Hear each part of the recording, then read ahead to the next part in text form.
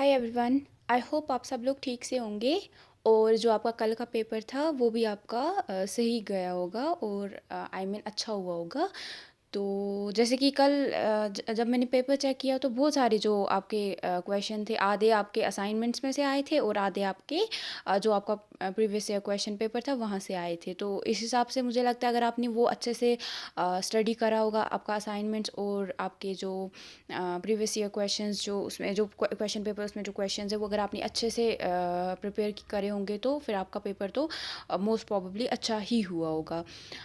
चलो अगर अच्छा हुआ भी नहीं कोई बात नहीं, होता है ये, और आपके पास जो नेक्स्ट चांस है आप अगली बार भी दे सकते हो, है ना। तो होता है, मतलब कभी हम अच्छा करते हैं कभी नहीं करते हैं, और जब हम कभी अच्छा नहीं करते हैं तभी हम सीखते हैं, तब हमें जो उस टाइम पे फ़ील हमने की होती हैं चीज़ें, फिर हमें समझ आता है कि नहीं, हमें दोबारा ये फीलिंग जो है इसको फ़ील नहीं करना है, तो हम और मेहनत करते हैं, है ना। तो मेहनत से ही अगर आपने हार्ड वर्क करा होता है तो आप हमेशा सफल होते हो, है ना। कभी अगर आप हार मान जाओगे वो भी गलत बात है ना।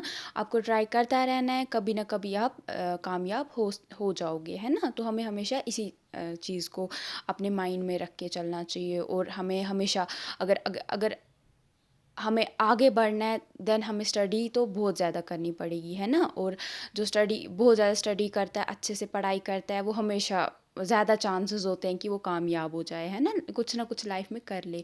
मैं नहीं ऐसा बोल रही हूँ कि बाकी बच्चे कुछ नहीं करते, वो भी बहुत कुछ कर लेते हैं, उनकी भी जो है किस्मत में जो होता है वो करते हैं। जो लोग बिलीव नहीं करते हैं किस्मत में, उनका अलग होगा कि सबको पता होता है उनको क्या करना है लाइफ में। तो लेकिन हाँ, मैं बोलूँगी जो पढ़ाई है, मेरे हिसाब से पढ़ाई, अगर आपको एक अच्छा इंसान बनना है, आपको पूरी दुनिया में क्या हो रहा है, कैसे हो रहा है, क्यों हो रहा है, उसकी नॉलेज रखनी है, तो आपको पढ़ाई करना ज़रूरी है। चाहे कोई भी आप सब्जेक्ट पढ़ रहे हो, उसका कोई ना कोई फ़ायदा ज़रूरी होता है। तो इसीलिए हमें हर एक सब्जेक्ट में हमेशा अपनी अपनी पूरी हमें पूरी लगन से काम करना चाहिए, राइट।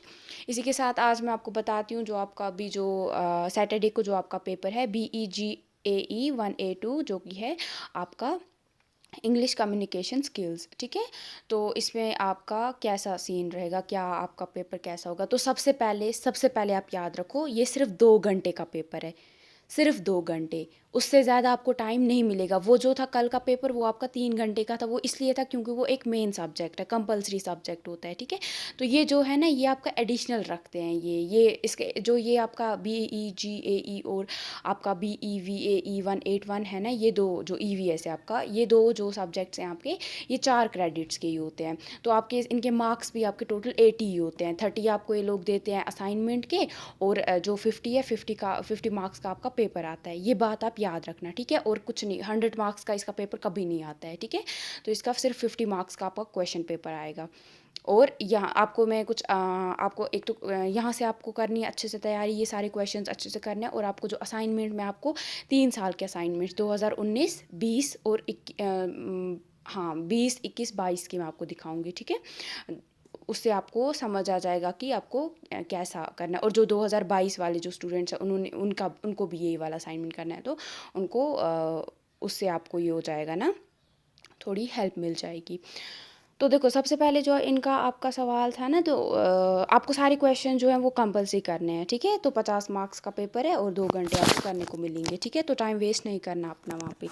तो देखो, जो पहले आपको पहले 6 सवाल दिए जाएंगे आपको, और एक सेकेंड, ये देखो, ये आपको यहाँ पे 5, 6 जो है ये 6 सवाल है। इनमें से जो भी आपको सवाल आता है आपको कोई 4 सवाल करने हैं, ठीक है। यहाँ पे आपको ऑप्शन दिया गया है, आपको 4 सवाल करने हैं, ठीक है। तो हर एक सवाल को आपको 100 वर्ड्स में लिखना है, 100 वर्ड्स में लिखना है, और आपको 5 मार्क्स मिलेंगे, ठीक है। तो इनकी आप प्रैक्टिस करोगे, इन क्वेश्चंस की, ठीक है। वो मैं क्यों बोल रही हूँ, मैं असाइनमेंट जब मैं बताऊँगी ना, फिर आपको असाइनमेंट दिखा के मैं आपको बताऊँगी मैंने ये क्यों बोला कि ये क्वेश्चंस अच्छे से करके जाना, ठीक है। ये वाले क्वेश्चंस आप अच्छे से करोगे और पेपर आपका पैटर्न यही रहेगा सेम, ठीक है, ये वाला। उसके बाद आपको दूसरा सवाल, जो आप 4 इसमें से कर लोगे, उसके बाद 6 नहीं करने, सिर्फ 4 करने। उसके बाद जो दूसरा सवाल है वो आपको ये एक या तो आपको एक डायलॉग लिखना है, और या आपको किसी एक जो ये दो हैं आपको, higher education in India in 21st century और कल्चरल डाइवर्सिटी इन इंडिया, इन दोनों में से किसी पे ऐसे लिखना है, या आपको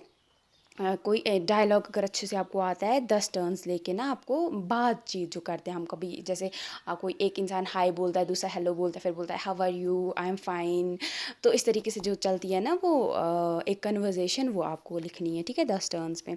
या वो करो या ये करो, बहुत ईजी है ना। इससे ईजी और क्या चाहिए। डायलॉग तो हमने 10th में भी पढ़ा है, 11th में भी पढ़ा है, 12th में भी हमने डायलॉग पढ़ा है ना। तो ग्रामर तो हम पढ़ते ही आ रहे थे इतने टाइम से, तो ये ईजी हो जाएगा। ऐसे तो सबको आ जाएगा लिखना, है ना। ऐसे मतलब आपको थोड़ा सा लंबा लिखना पड़ेगा, 2 पेजेस का, तो हो जाएगा आपका इसमें। उसके बाद तीसरा सवाल है कि आपको एक you have been offered a job as a research assistant in a leading research organisation, write a formal letter of acceptance to the head of the organisation. तो ये बोल रहे हैं कि आपको एज अ जो रिसर्च असिस्टेंट की job मिल गई है एक बहुत अच्छी रिसर्च ऑर्गेनाइजेशन है वहाँ पे। तो आप उनको आप एक लेटर लिखो जिसमें आप ये बोलोगे कि मुझे आपकी ये जॉब मंजूर है और मैं करने के लिए तैयार हूँ, मतलब एक्सेप्टेंस के लिए ना, थैंक यू वगैरह जिसमें आप मेंशन कर दोगे। या अगर आपको ये नहीं, इसमें अच्छा नहीं आता है, आपको थोड़ा कम आपको भरोसा है, तो आप कर सकते हो ये एक डिस्कशन लिख सकते हो ना आप, जिसमें 5 बच्चे होंगे, उनके अलग अलग नाम आपको रखने हैं, ठीक है। और फिर 5 बच्चे एक एक की ये सवाल, ये जो आपका टॉपिक क्या रहेगा, encouraging children to develop good reading habits. तो बच्चों को कैसे हम उनके अंदर एक जो रीडिंग हैबिट्स, अच्छी रीडिंग हैबिट्स होती है, कैसे उनके अंदर हम डाल सकते हैं। तो 5 बच्चे होंगे, वो इस पर डिस्कशन करेंगे। एक होगा कि वो कुछ बात बताएगा, दूसरा उसके अपोजिट बोल सकता है, तीसरा कुछ बोलेगा। तो इस तरीके से आपको एक डिस्कशन बनाना है। इन दोनों में से कोई एक, ज़रूरी नहीं वहाँ पे ऐसा ही सवाल यही आएगा, बट इसी टाइप का आएगा सवाल वहाँ पे। उसके बाद है आपका ये सवाल, लास्ट वाला सवाल है। यहाँ पे आपको लिखना है कन्वर्जेशन के कैरेक्टरिस्टिक्स क्या हैं, और जो कन्वर्जेशन है वो बाकी स्पीच इवेंट से कैसे अलग है। उसके बाद है आपका, या अगर आपको ये अच्छे से नहीं आता है, आप ये कर सकते थे लास्ट ईयर, ये था कि 4 लेवल्स ऑफ रीडिंग कम्प्रहेंशन क्या क्या होती हैं, और हर एक को आपको एक्सप्लेन करना था थोड़ा बहुत, और कुछ एग्जांपल्स देनी थी साथ में। बस इतना ही पेपर था आपका, इससे ज़्यादा नहीं था। अब मैं आपको दिखाती हूँ असाइनमेंट। देखो ये आपका 2020 का असाइनमेंट है। इसमें भी सेम आपका है, बैरियर्स टू कम्युनिकेशन क्या है। मतलब बैरियर्स हो गया कि कौन कौन सी चीज़ें ऐसी हैं जो कि आप जब आप किसी से बातचीत कर रहे होते हो, वो आपको आपकी बातचीत को बीच में अटका रही हैं या रुका रही हैं। कभी शोर होता है, तो तब शोर की वजह से आप एक दूसरे से अच्छे से पूरी बात आप तक नहीं पहुँच पाती है ना। वैसे वो प्रॉब्लम उस तरीके से आपको बताने हैं। कभी कोई किसी इंसान से आप मिलते हो, उसकी लैंग्वेज अलग होती है, आपकी अलग होती है, तो आप कम्युनिकेट अच्छे से नहीं कर पाते हो, वो अलग मीनिंग समझ आता है ना। तो इस तरीके से, या कैसे आप इनको हटा सकते हो, वही सवाल। उसके बाद है कि role of body language in communication क्या है, ठीक है। इसके बाद फिर है आपका ग्रुप डिस्कशन को कैसे आप क्या चीज़ है जो ग्रुप डिस्कशन जो होता है उसको सक्सेसफुल बनाता है। उसके बाद आपको जो होमोफोन्स, होमोग्राफ्स, हाइपोनिम्स, अगर मैं इसको गलत नहीं पढ़ रही हूँ सॉरी, मुझे बता देना कमेंट्स में। तो ये और होमोनिम्स जो होते हैं, इनके ऊपर आपको ये अच्छे से करके जाना, ठीक है, बहुत अच्छे से करके जाना। ज़रूरी नहीं आएगा, बट आपको छोड़ना नहीं है, रिस्क नहीं लेना है ना। तो एग्जाम्पल्स भी रखना साथ में, ठीक है, इनकी। उसके बाद है कि जब आप कोई पीस ऑफ राइटिंग कुछ लिख रहे होते हो, तो आपको क्या क्वेश्चंस अपने दिमाग में रखने चाहिए उसके बारे में। उसके बाद है आपका जो विजुअल्स होते हैं ना, वो एक प्रेजेंटेशन को कैसे अच्छा बनाते हैं। जैसे कभी आजकल नया है ना कि प्रेजेंटेशन जब आप देते हो तो सामने कुछ लगा के होता है, या आप लैपटॉप के थ्रू देते हो, तो कुछ इमेजेस आती हैं, उसके थ्रू ज़्यादा अच्छे से मैसेज पहुंच पाती है, आपकी प्रेजेंटेशन अच्छी ज़्यादा लगती है। तो वो कैसे इफ़ेक्टिव बनाती है, वो आपको करना था। उसके बाद आपको ये ही है यहाँ पे ना दूसरे, तो ये सारे आप जो हैं क्वेश्चंस आप बहुत अच्छे से करके जाओगे, ठीक है। ये सारे जो सेम यहाँ पे आपको देखिए, अगर आप चाहते हो मैं आपको समझाऊँ, वैसे ज़रूरत तो नहीं है आपको, आप सिर्फ ये पढ़ लेना, आपको समझ आ जाएंगी, क्योंकि ये बहुत लंबे लंबे सवाल हैं। तो अब आपका, क्योंकि मैं आपको 3 असाइनमेंट्स दिखा रही हूँ ना, वीडियो ज़्यादा लंबी हो जाएगी, तो इसीलिए आपका टाइम वेस्ट हो जाएगा, और मैं नहीं चाहती हूँ कि आप मेरी बातों की वजह से आपका टाइम वेस्ट हो जाए। इसलिए मैं आपको जल्दी जल्दी से आपको दिखा दूँगी, और आप ये स्क्रीनशॉट ले लो, बुक खोलो, बुक में देखो ये कहाँ पे सवाल हैं, को अच्छे से पढ़ो, और फिर 5-6 बार पढ़ो ना, ताकि आपको दिमाग में बैठ जाए, ठीक है, फिर वहाँ पे करना। ठीक है? ज़रूरी नहीं है वहाँ से सारा आएगा, बट अगर आपने नहीं पढ़ा है, अभी आप कहाँ पूरी बुक पढ़ पाओगे? अभी तो फिर मुश्किल है ना आपके लिए। बट अगर आपने पूरी बुक पढ़ी है ऑलरेडी 2-3 बार, तो फिर तो आपको ये करने की भी ज़रूरत नहीं है, फिर आप कर लोगे जो भी आपको। तो इस इन क्वेश्चंस पे आपको फिर थोड़ा-सा ज़्यादा ये देना है, क्योंकि इनके ज़्यादा चांसेस होते हैं आने के कुछ क्वेश्चंस के, ठीक है? तो ये है, क्योंकि मैं नहीं आपको ये बोलती करने के लिए, लेकिन बहुत सारे बच्चे हैं वो पूरे साल नहीं बेचारे पढ़ पाते हैं, कुछ प्रॉब्लम्स हो जाती हैं, और अभी कोविड का सीन रहा पूरे 2 साल, तो बहुत सारे बच्चों को प्रॉब्लम हुई है घरों में, तो इसीलिए वो नहीं इतना पढ़ाई पे फोकस कर पाए होंगे, और अगर नहीं कर पाए तो फिर एग्ज़ाम में वो कहाँ कुछ कर पाएंगे, और उसकी वजह से उनका जो है पूरी ओवरऑल जो परफॉर्मेंस है वो ख़राब हो सकती है ना। तो इसलिए ये आपको मैंने दिखाया है, ठीक है? तो ये है आपका 3 सेक्शंस के असाइनमेंट है। उसके बाद ये आपका 2020 वाला असाइनमेंट, ठीक है? यहाँ पे नॉन वर्बल कम्युनिकेशन के ऊपर आपको पूछा गया है सवाल, और इसके क्या फ़ायदे हैं। उसके बाद कन्वर्सेशन के क्या कैरेक्टरिस्टिक्स हैं, सेम इस साल का जो पिछले साल का जो क्वेश्चन पेपर था, सेम वहाँ पे पूछा है। 4 levels of meanings that what are the 4 levels of meaning that you should be aware of as a reader. तो 4 किस्म की क्या क्या मीनिंग्स होती हैं, तो वो आपको पता होनी चाहिए, ठीक है? और इसके बाद है आपको सवाल पूछा गया है कि अगर जो इंग्लिश जो है वो कैसे नए नए वर्ड इंग्लिश में हम एफिक्शन आई थिंक, सॉरी अगर मैं इसको गलत पढ़ रही हूँ, और कंपाउंडिंग के थ्रू हम कर सकते हैं। उसके बाद है आपका what are the aspects to be taken care of before you attend a meeting. तो मीटिंग अटेंड करने से पहले आपको क्या क्या चीज़ों का ख्याल रखना चाहिए, और सेम उसके बाद वापस है होमोनिम्स और होमोफोन्स क्या होते हैं, और कुछ एग्जांपल्स देनी थी आपको। तो ये कुछ यहाँ पे सेम सेक्शन बी में आपको वही सारे पूछी गई हैं। यहाँ पे आपको लेटर लिखनी है, और उसके बाद आपको प्रेजेंटेशन देनी है, और उसके बाद आपको ये semantic and linguistic barriers to communication क्या होते हैं, और इनको कैसे हम हटा सकते हैं, ठीक है ना। उसके बाद यही आपको सेम यहाँ पे वो ये ज़्यादा कुछ वो नहीं अलग नहीं पूछा है, ठीक है? ये आप अच्छे से करके जाओगे। उसके बाद है आपका ये आपका 2021 और 22 वाला, ठीक है? 2021 और 22 वाला जो आपका था, जो आपने किया होगा, है ना?